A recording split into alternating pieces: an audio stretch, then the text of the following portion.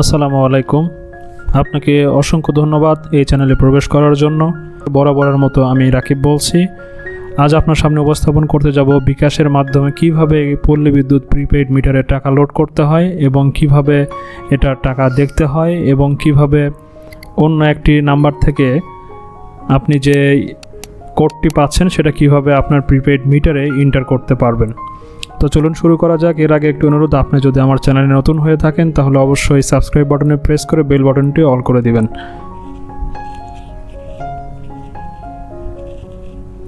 বন্ধুদের মধ্যে বেশি বেশি শেয়ার করতে ভুল করবেন না।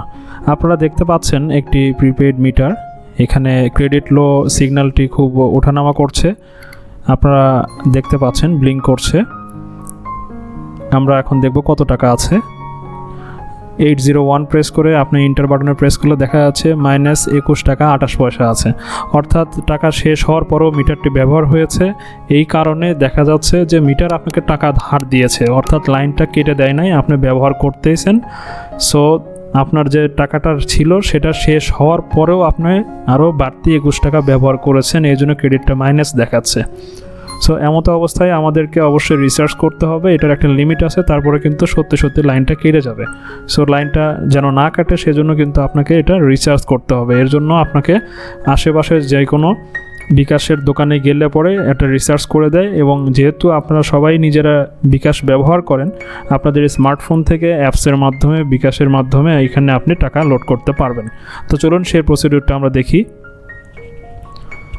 আমি প্রথমে বিকাশ অ্যাপে লগ ইন করছি। এই হলো বিকাশ অ্যাপ। আমি ইন্টারনেটটা অন করে নিলাম। আমি বিকাশ অ্যাপে প্রবেশ করলাম। আমি এখানে হাইড করে দিয়েছি ইনফরমেশনের জন্য। এখানে আপনি পাসওয়ার্ড দিয়ে ঢুকবেন।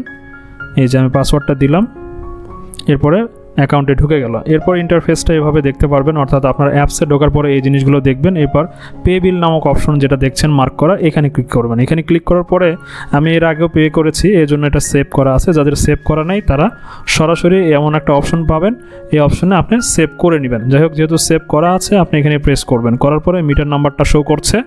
আপনি এখানে বিল যে দিলেন একটা রিসিপ্ট পাবেন, সেই রিসিপ্টের যে ফোন নাম্বারটা সেটা এখানে ডায়াল করবেন। তো আমি আমার একটা এখানে ফোন নাম্বারটা ডায়াল করে রাখছি বা ফোন নাম্বারটা দিয়ে রাখছি।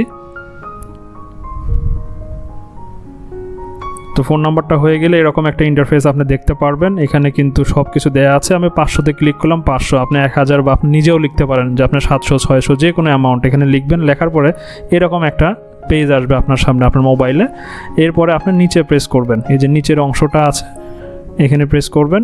প্রেস করার পরে আপনার এখানে পাসওয়ার্ড চাবে, এখানে আপনি পাসওয়ার্ডটা আবার দিবেন। দেওয়ার পরে এরকম একটা পেজ আসবে আপনার সামনে। এবার এই যে পাখির যে চিহ্ন আছে এই চিহ্নটাতে আপনি চাপ দিয়ে ধরে থাকবেন।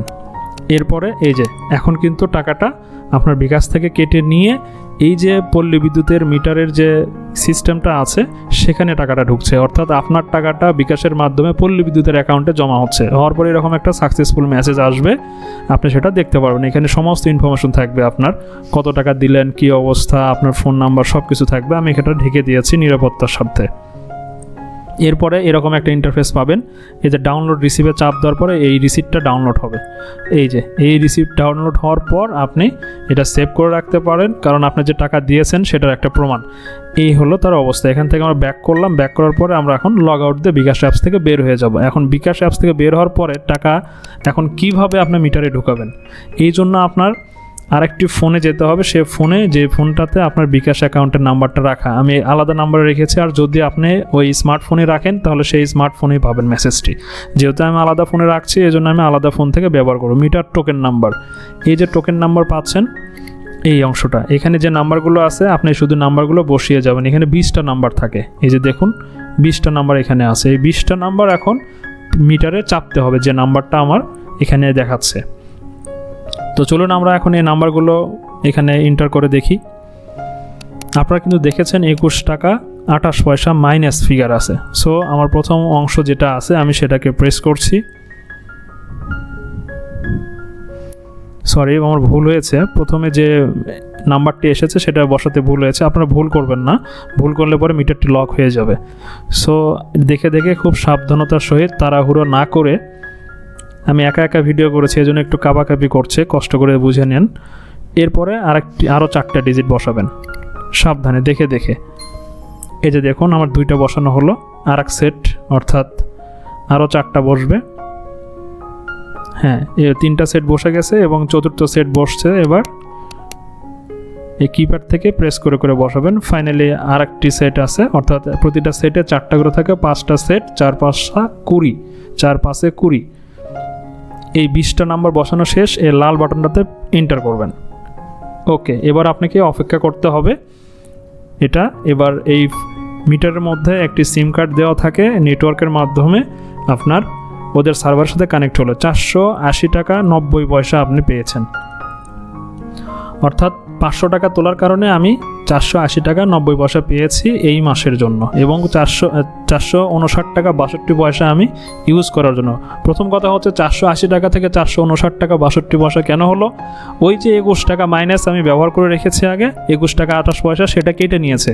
সেটা কেটে নেওয়ার পরে এটা দেখাচ্ছে। এখন দেখুন ক্রেডিট লেভেলটা কিন্তু গ্রিন কালার হয়ে গেছে। তার মানে গ্রিন মানে হচ্ছে আপনার অ্যাভেলেবেল। এই যে আবার দেখাচ্ছে, এটা আপনি রিসার্চ করলেন সেটা দেখাচ্ছে, কিন্তু এটা ব্যবহার করতে পারবেন না। ব্যবহার করতে পারবেন হচ্ছে 459 টাকা 62 পয়সা। এই যে এইটা আপনি ব্যবহার করতে পারবেন। সো আপনার এই মিটারের এটা গ্রিন থাকতে হবে। এই যে দেখুন এই জিনিসটা আমি এখন কিন্তু অ্যাকাউন্টে এই টাকাটাই আছে, ওই 480 টাকা কিন্তু অ্যাকাউন্টে নেই। তো এইভাবে হচ্ছে পল্লী বিদ্যুতের যে প্রিপেইড মিটারগুলো আছে, এই টাইপের যে মিটারগুলো আছে সেগুলো বিকাশের মাধ্যমে বর্তমানে এভাবেই প্রিপেইড মিটারগুলোকে রিসার্চ করা হয়ে থাকে। সো এটা নিয়ে যদি আপনাদের মনে কোনো প্রশ্ন থেকে থাকে তাহলে অবশ্যই সেটা কমেন্ট বক্সে জানাবেন। আশা করি ভিডিওটি ভালো লেগেছে। অবশ্যই একটি লাইক করবেন। আপনাদের লাইক পেলে আমি আরও ভালো ভালো ভিডিও বানানোর জন্য উৎসাহ বোধ করব এবং আমার চ্যানেলটা সামনের দিকে এগিয়ে যাবে। সো সামনের দিকে এগিয়ে নেওয়ার জন্য শুধু আমার একার দায়িত্ব না, আপনাদেরও দায়িত্ব। আপনাদেরও আমাকে সাপোর্ট করতে হবে। এরকম মজার যেন আরও ভিডিও নিয়ে আসতে পারি, এবং টেকনিক্যাল বিষয়গুলো যেন আপনারা নিজেরাই এটার ওপর দক্ষ হতে পারেন এবং নিজেদের কাজ করার জন্য কারো পিছনে ঘোরা না লাগে, নিজেদের কাজটা যেন নিজেরাই করতে পারেন। তো আজকে আর কথা বাড়াচ্ছি না, দেখা হবে পরবর্তী নতুন কোনো ভিডিওতে নতুন কোনো টপিকস নিয়ে। ততদিন ভালো থাকবেন। আসসালামু আলাইকুম।